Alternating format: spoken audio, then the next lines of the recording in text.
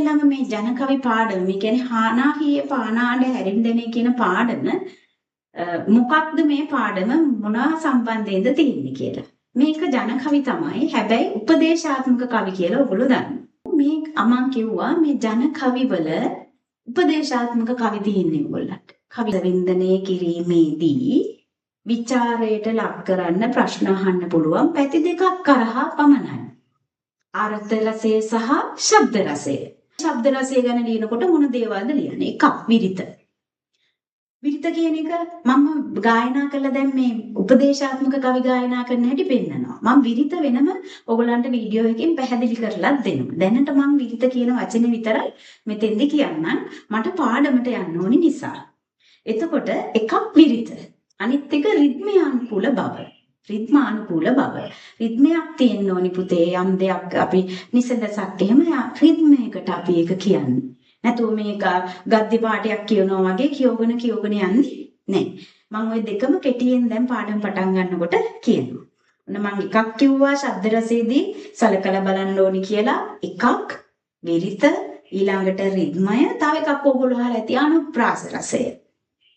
අනුප්‍රාස රසය, එලිවැට, එලි සමය මේ දේවල් ගොඩක් බලපානවා ශබ්ද රසය ඇති කරන්න. එතකොට ඔයාලා රස වින්දනය කරනකොට, ਵਿਚාරය කරනකොට මේ දේවල් ගැන ඇහුවොත්, ශබ්ද රසය ගැන ඇහුවොත් ඔයාලා ලියන්න ඕනි මේකේ එලිවැට තියෙනවා, එලි සමය තියෙනවා, මේකේ විරිතක් තියෙනවා, මෙන්න මෙතන මේ දේ තියෙන්නේ. ඒ නිසා මේක සාර්ථක පන්තියක්. අනුප්‍රාස රසය මෙතන තියෙනවා. ඔයාලට තියෙන්නේ වචනය සහ ਵਿਚාරයට අවශ්‍ය කරුණ දැනගෙන අවබෝධයෙන් විචාරය කරනකොට ඒ පද්‍ය පන්තිය වේවා ගද්‍ය පාඨය හව වේවා ඒ තියෙන තැන අනුව විචාරය ලියන්න. මම විචාර ලියන හැටි ඔයගලන්ට පස්සේ කියලා දෙන්නම්.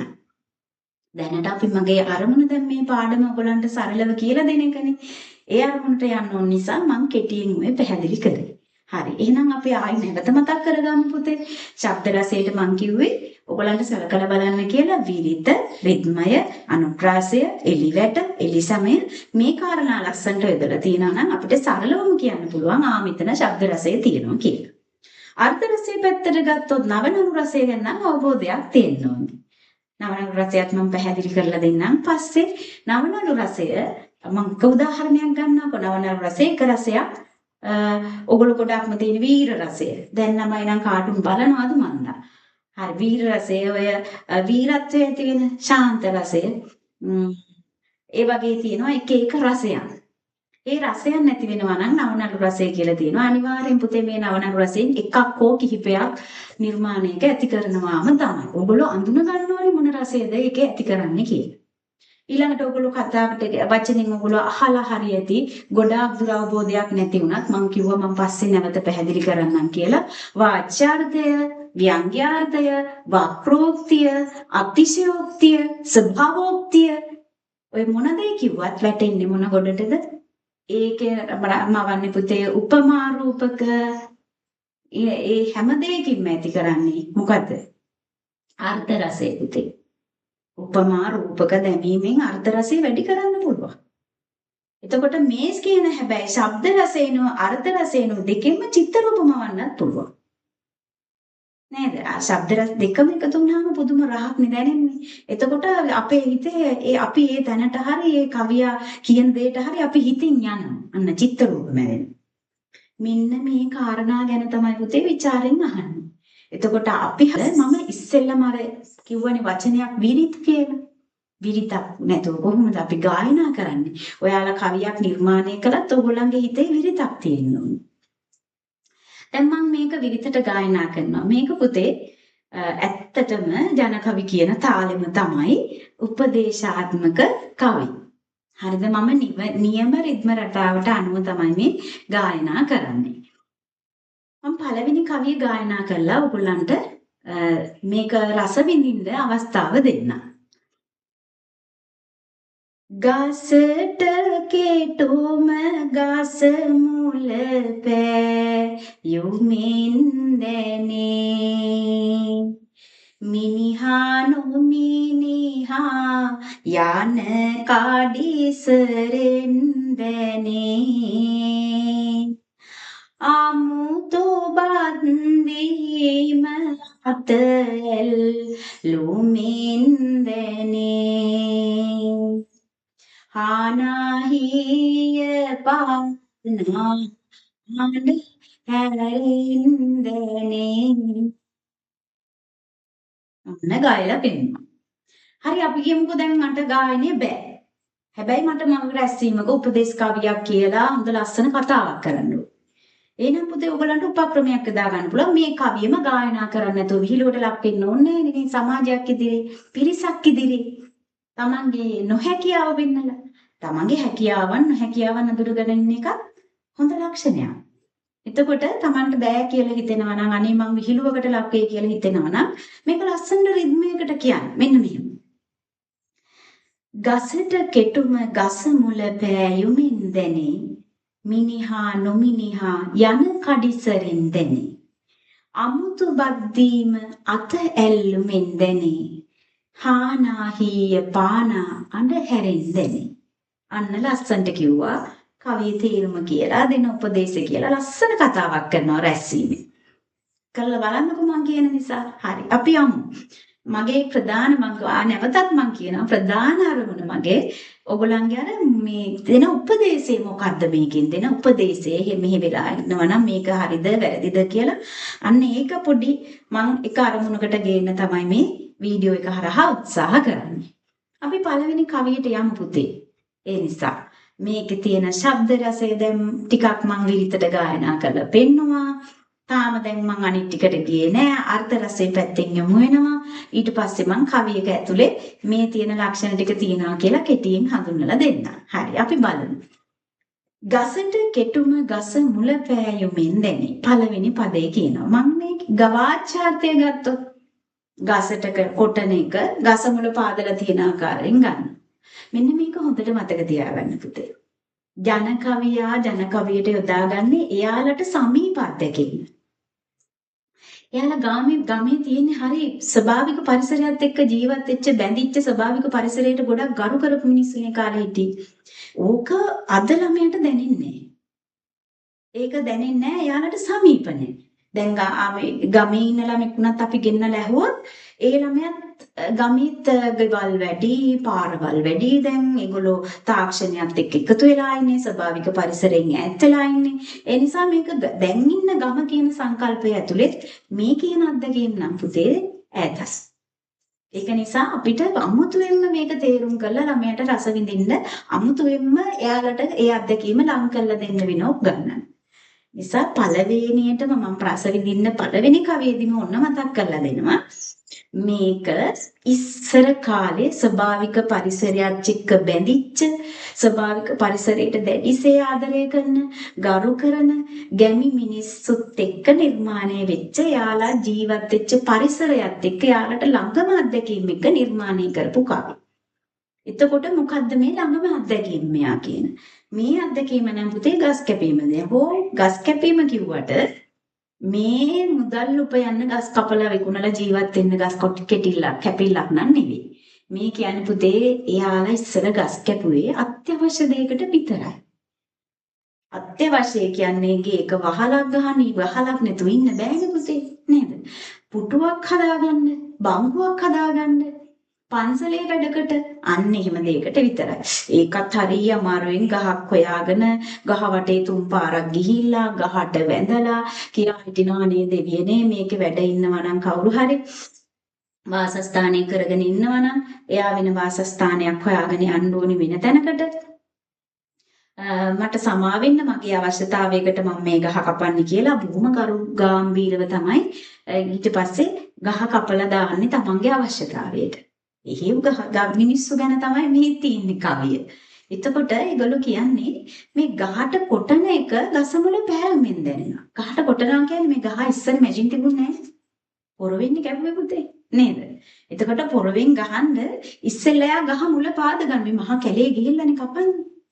ගොල්ලස්සන්ට පාරවල් දිනා වාහනේ දැම්මා ටක් ගාලා නැවැත්තුවා මැෂින් එක ගත්තා කපලා එහෙම එකක් නෙමෙයි මේ කියන්නේ පුතේ. මේ කියන්නේ එයාලා බොහොම කැලේ කඩාගෙන ගිහිල්ලා පාදගෙන ගිහිල්ලා සර්පය ඇති වන සත්තු ඇති වටින ගස් ඇති නේද? වටිනාකම කාලයක් තිස්සේ වර්ෂ ගණනාවක් තිස්සේ වැඩිම ශාක වෙන්නේ නැති ඒ අතරින් ගිහිල්ලා ගහ මුල හොඳට පාදගෙන ගහ කපනකොට හිතන්න ඕනේ දැන් මේ ගහ වැටුනොත් මේ පැත්තට වැටුනොත් මේ ගස් ටික අපරාධ විනාශ වෙලා යනවා. ඉන්න අවම හානියක් වෙන විදිහට ගහ පාත් කරන්න ඕනේ බිමට. ඒක නිසා එයා හිතා ගන්න මම පොරව ගහන්න ඕනේ මේ පැත්තට. අනිත් එක පොරව ගහන පැත්ත අනුව ගහ කැපෙන විදිය විතීර්ණය වෙනවා. ගහ පාත් වෙන විදිය සමහරට ගහ වැටෙන්නේ නැහැ. ගහනවා ඒක ගහන විදිහක් තියෙනවා. ගහට කැපිලා වැටෙන්න. ඒක දන්නේ ගහ කපන මිනිස්සු. එතකොට ගහ මුල පාදලා ලස්සනට පොරව මෙහෙම කොට ඇදලා ගහන්න පුළුවන් විදිහට බැල් ලැබෙනිලා ඉන්නේ ඇවිල්ලා තමන්ගේ ගහන පාරට බාධාවක් නොවන විදිහට නේද ගහ මුල් ලස්සනට පාදගෙන කපන පාත් කරන පැත්ත හිතලා ඒ ගහට කොටලා තමයි ගහ පාත් කරන්නේ. එහෙනම් මොකද්ද කියන්නේ? වාචාර්ථයේ ඇත්ත. ගහට කොටන එක ගහ මුල පාදලා තියෙන විදිහෙන් තේරෙන්නේ. ඒ කියන්නේ පුතේ වැඩක් කරන්න නම් ප්‍රායෝගික බුද්ධිය තියෙන්න ඕනේ. ප්‍රායෝගික ඥානය.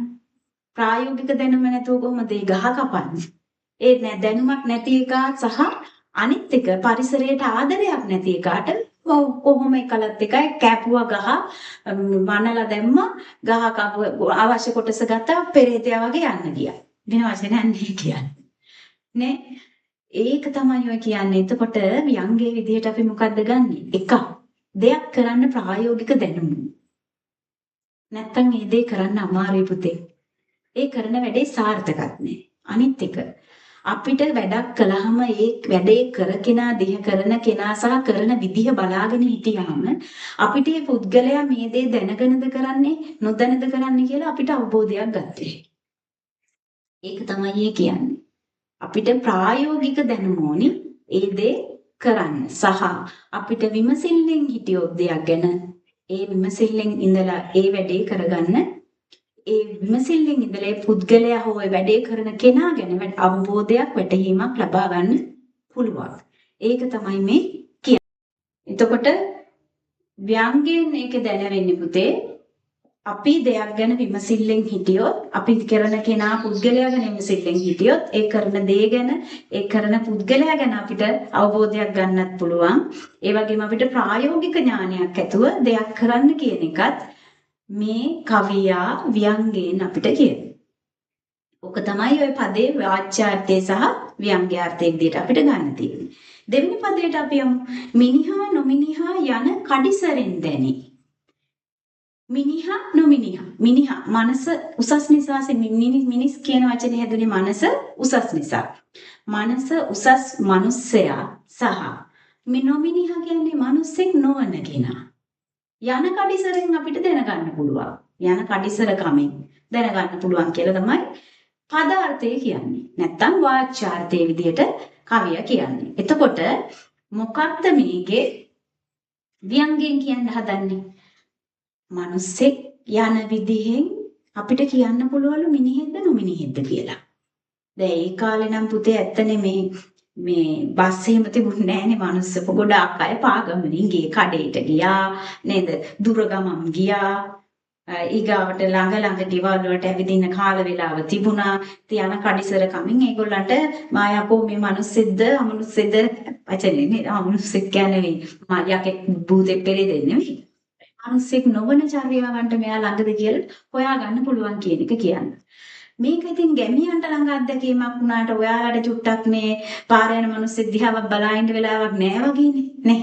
පන්ති උදේ ඉඳන් දවල් රෑ වෙනකන් පන්ති යනවා. මේක මහා කාර්යබහුල ජීවිතයක් නිසා මම ඔයාලට ළඟ අත්දැකීමකින් මේක පැහැදිලි කරන්න. ඔයාලට යනවනේ අපි හැමෝම පොදු ප්‍රවාහනේ යොදා ගන්න. බස්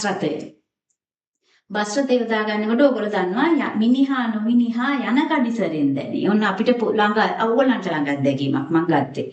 බස් එකේ යනකොට සමහරව දැන් පහින් දැන් දඩ බඩ ගාලා බෑග් එක එල්ල ගන්නවා.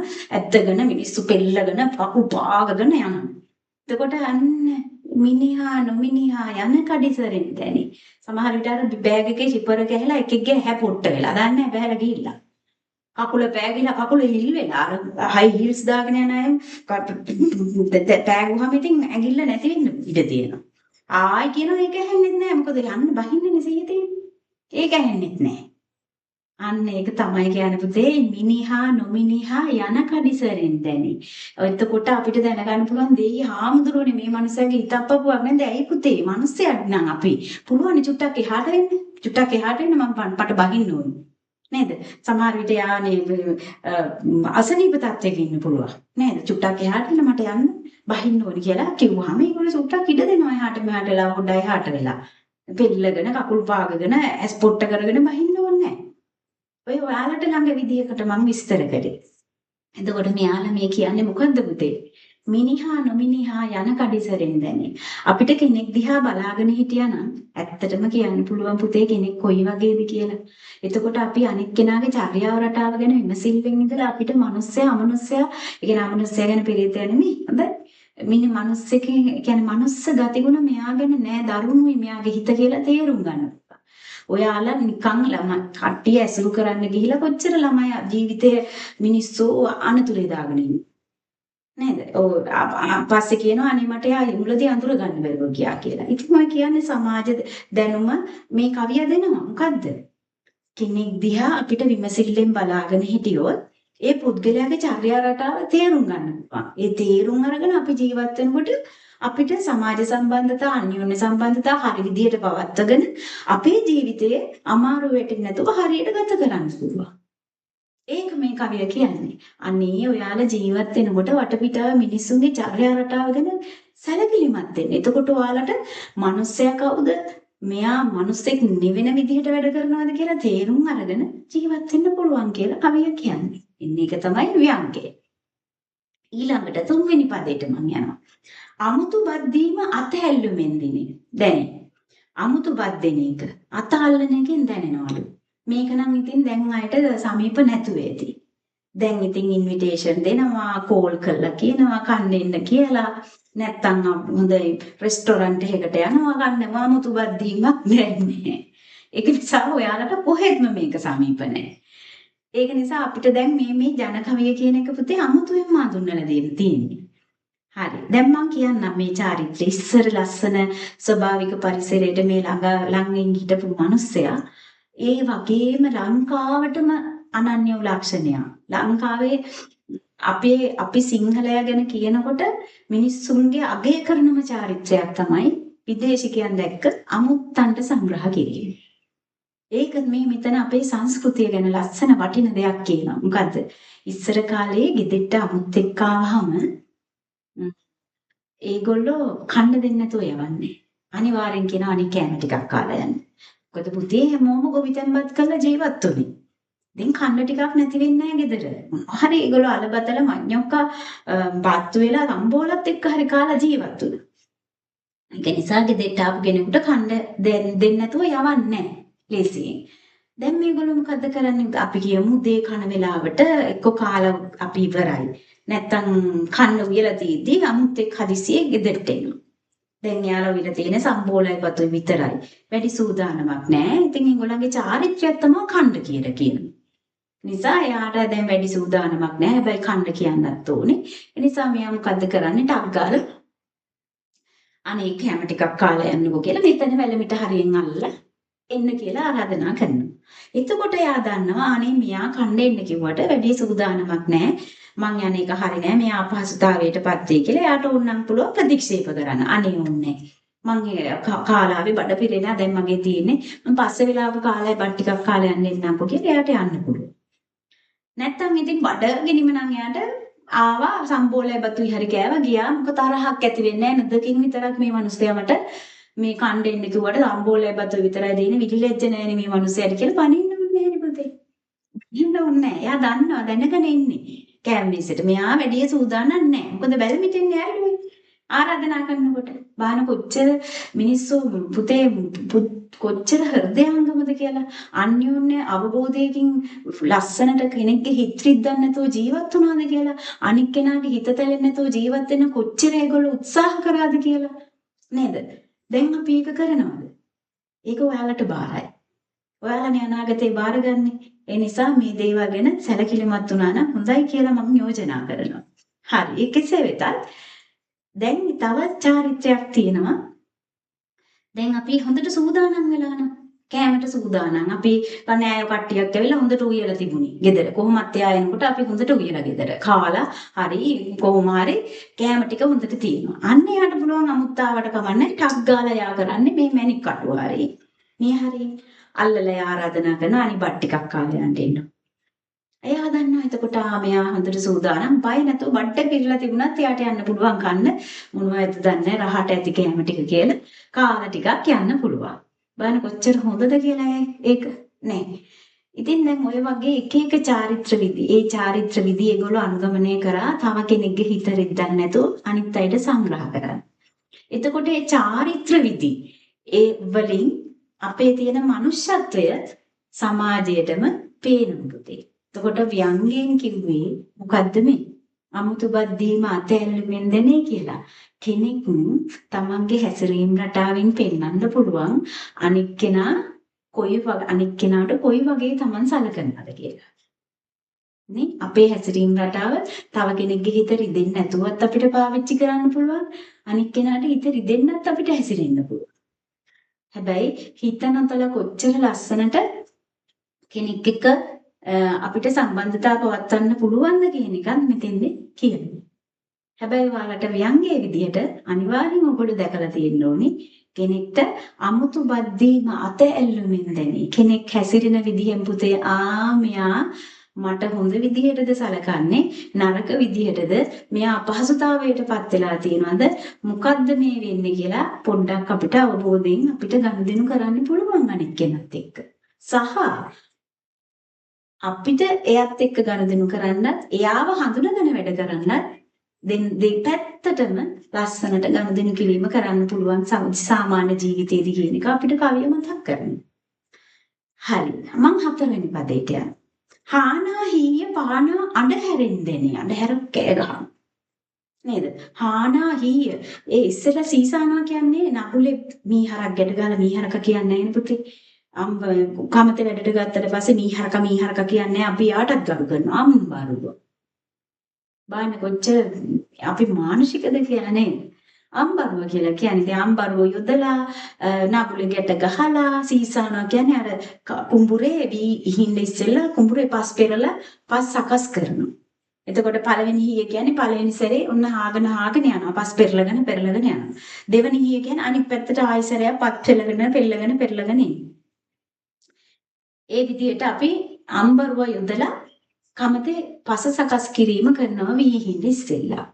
ඕක දැන් ඉතින් නිකන් තනියෙන් අර මැෂින් එක අපි වොෂින් මැෂින් එක දාලා ගියාම විනාඩි 5යි ටයිම් එකට ඕෆ් වෙලා යනවා. ආයෙව රෙදි ටික ගත්තා එහෙම බෑ. එහෙම බෑනේ පුතේ අපි පස්සෙන් අම්බරුවගේ පස්සෙන් ගොවියා යන්න ඕනේ ජා කියලා එලෝගනේ යන්න ඕනේ යාව. ඒකට තමයි යා හාගෙන යන්නේ යාගේ වැඩේ කරන්නේ. යාව අපි දක්කන්න ඕනේ. යන්න ඕනි දිසානති ආව දක්කගෙන යන්න ඕනි අල්ලගෙන නගුලත් උහුම අල්ලගෙන ඔහොම යනවා අපි. ඉගොවියා යනවා. ඒක තමයි මේ සීසානකොට අඬහැරය කියන්නේ අර ජහ කියන එක. දැන් ඔන්න මම දැන් එහා කුඹුරේ හරි මම පාරේ හරි යනවා කියනකො ඒ කාලේ. එතකොට හානා හීය පානා අඬහැරෙන් දැනේ.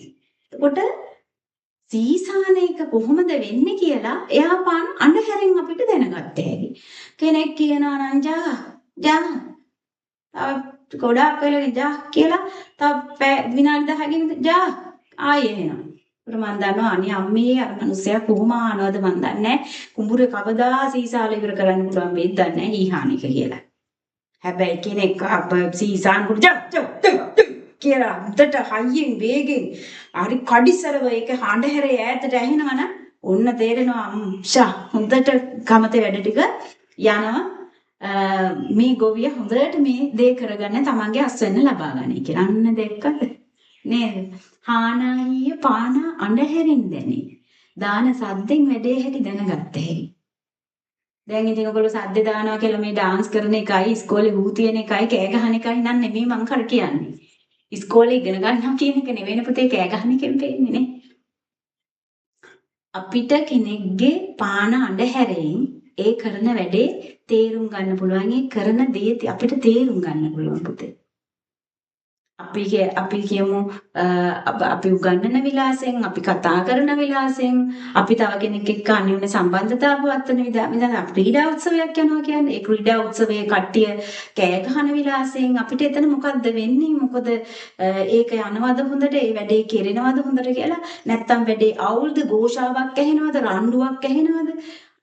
අපි අවට දේවල් ගැන පොඩ්ඩක් විමසිල්ලෙන් ඉන්න. එතකොට අපිට අවට වටපිටාව වෙන්නේ මොකක්ද කියලා අඳුන ගන්න පුළුවන්. නැත්තම් ඉතින් ඔලුවට ගෙනලා ඩෝන් ගාලා බෝම්බයක් අතෑරියාම ඉතින් දැනගන්නකොට මැරිලානේ. බෝම්බ ගැහුවා කියලා. එහෙම වැඩක් නෑ නේද පුතේ? අපි අවට දේවල් ගැන හඬින් පවා සැලකිලිමත් වෙන්න ඕනේ. මොකද්ද මේ වෙන්නේ? අර සුනාමියට ඉස්සෙල්ලා කියනවනේ. සුනාමියට කලින් සුනාමි එනකොට ඔයගොල්ලෝ හිටියක් දන්නෙත් නෑ. නේද? 2004 නේ සුනාමිය එන්නේ. සුනාමිය එනකොට මේ යාල වනෝද්‍යානයේම සත්තු අමුතු විදිහකට රෑ කෑ ගැහුවා කියන්නේ. සත්තු ඔක්කොම රට ඇතුළට කියනවනේ ගිහින්. සත්තුන්ට වෙච්ච හානිය අවමයි ඒ නිසා නැති තරම්. එතකොට අපි අඩු ගානේ සත්තු ඇයි අමුතු විදිහකට කතා කරේ කෑ ගැහුවේ දා රෑ කියලා අපි විමසිලිමත් වුණා නම් මීට වඩා අපිට ජීවිත හානිය අවම කරගන්න තිබුණා. අපිට ඉතින් කමක් නැහැ සත්තුනේ කෑ ගහන්නේ අපි හොඳට නිදි. අපි හොඳට සෙල්ලම් දානවා. ඉතින් මේ මැස්සොඩිය මොකද්ද කූඹි ටික වගේ ගහගෙන ගියා මුහුදට. අන්න බලන්න අපේ නොසැලකිලිමත්කම. ඉතින් මේ ජන කවියවත් හරියට රසවින්දනය කරලා තිබුණා නම් අපිට ඒකෙන් බේරෙන්න තිබුණා කියලා. මට දැනුණා. හරි. ඒ කෙසේ වෙතත් පුතේ ඔයාලට දැනෙනවා ඇති පද 4න් බලන්න උපදේශ 4ක් දුන්නානේ. පද 4න් උපදේශ 4ක් දුන්නානේ. පළවෙනි එකෙන් කිව්වා කෙනෙක් කරන කියන දේවල් ගැන විමසිල්ලෙන් හිටියොත් අපිට ඒ පුද්ගලයා තේරුම් ගන්න පුළුවන්. වැඩක් කරනවා නම් ප්‍රායෝගික බුද්ධියෙන් ඒක කරන්න කිව්වා. දෙවෙනි එකෙන් කිව්වා බලාගෙන ඉන්න මිනිසුන්ගේ හැසිරීම රටාව දිහා. පුළුවන් යාලව තේරුම් ගන්න. මෙයා මිනිහක්ද? මෙයා මිනිස්චර්යාවෙන් ඈත් වෙච්ච හරි අමනුස්ස චර්යාව තියෙන කියන්නේ පෙරේතෙක් භූතෙක් ගානට වැටෙනව නේද එතකොට? කෙසේ වෙතත් එයා මනුස්ස චර්යාවන්ගෙන් ඈත් වෙච්ච කෙනෙක්ද කියලා තේරුම් ගන්න පුළුවන්.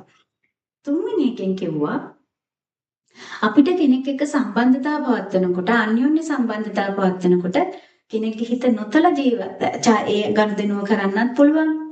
හැබැයි හිත තැවෙන විදිහට ගනුදෙනු කරන්නත් පුළුවන්. හැබැයි අපි අනෙක් කෙනා ඒ ගනුදෙනු කරන විදිහ තේරුම් අරන් ජීවත් වෙන්න ඕන. අපිට තේරෙනවා නම් ගෙදරකට ගියාම එයා ටිකක් අනේම කරදරයක් වගේ හැසිරෙනවා නම් හිමීට එහෙනම් මම පස්සේ වෙලාවක එන්නම් කියලා යන්න අපි. එතකොට ඒ අය චාරිත්‍ර විදි ඒ කරන දේ තේරුම් අරගෙන අපි ජීවත් වෙනවා නම් අපිට සමාජයේ හරි ජීවත් වෙන එක පහසුයි තව කෙනෙක්ට කරදරයක් නොවෙයි. නේද? අනිත් කෙනාට කරදරයක් නොවෙන්නත් අපේ ජීවිතේ අපිට යම් යම් ඉලක්ක කරා පහසුවෙන් ළඟා වෙන්නත් මේ උපදෙස් හරි වටිනවා. ඒ වගේම මේ තුන්වෙනි පදේ වැදගත්ම දේ තමයි අපේ වටිනා සංස්කෘතික චාරිත්‍රයකුත් අපිට මතක් කරලා දෙන්න. ඕක තමයි ව්‍යංගේ. හතරවෙනි එකේ කියනවා කරන දේවල් වටපිටාවේ තියෙන දේවල් කරන දේවල් ගැන විමසිල්ලෙන් හිටියොත් අපිට ජීවිතේ වඩා පහසු කරගන්න පුළුවන් කියලා. ඒ දේවල් අපි මේ කියන කාරණා 4 ගැන අපි අවබෝධයෙන් හිටියොත් අපිට ඇත්තටම පුතේ හොඳ ඉලක්කයකට ජීවිතය යන්න පුළුවන් කියලා ඔයගොල්ලන්ට තේරෙනවා. ඕක තමයි කවියේ ව්‍යාජ්‍යාර්ථය සහ ව්‍යංග්‍යාර්ථය විදියට ඔයගොල්ලන්ට ගන්න තියෙන්නේ. දැන් මොන ਵਿਚාරය ඕක විතරක් නෙමෙයිනේ අහන්නේ. දෙන උපදේශ ටික මම කිව්වා. දැන් මේ කවියේ තියෙන උපක්‍රම ටික කාව්‍යෝපක්‍රම, කාව්‍යාලංකාර. ඔය දෙක ගැන මම පස්සේ කතා කරනවා. ඔය දෙක ගැන ප්‍රශ්න අහන්නේ. ඔය දෙකට අදාළ වෙන විදියට මම මේකේ තියෙන ටික දැනට පාඩමට අදාළව කෙටියෙන් කියන්න. මොකද මගේ අරමුණ මෙතන ඔයගොල්ලන්ට ਵਿਚාරයක් ලියන විදියට ප්‍රධාන විදියටම උපදේශ ටික පැහැදිලි කරලා ਵਿਚාරයක් ලියන්න ඔයගොල්ලෝ එක පැත්තකට යොමු කරන එක. හරිද? එතකොට මේකේ ඔයාලට තේරෙනවා ඇති කවියේ අග එලි සමය රැකලා තියෙනවා. එලි වැට නොවේ එලි සමය. එලි සමය රැකලා තියෙනවා. මම ගායනා කළානේ පුතේ ලස්සනට විරිතකට. ඒ විරිත කවියේ විරිතක් තියෙන. එතකොට ශබ්ද රසය එලි සමය විරිත හරහා මතු කරනවා කවිය. ඒ වගේම බස සරලයි. බස සරලයිනේ ඕන කෙනෙකුට තේරෙනවා. වාච්‍යාර්ථයක් නොගිය ව්‍යංග්‍යාර්ථයක්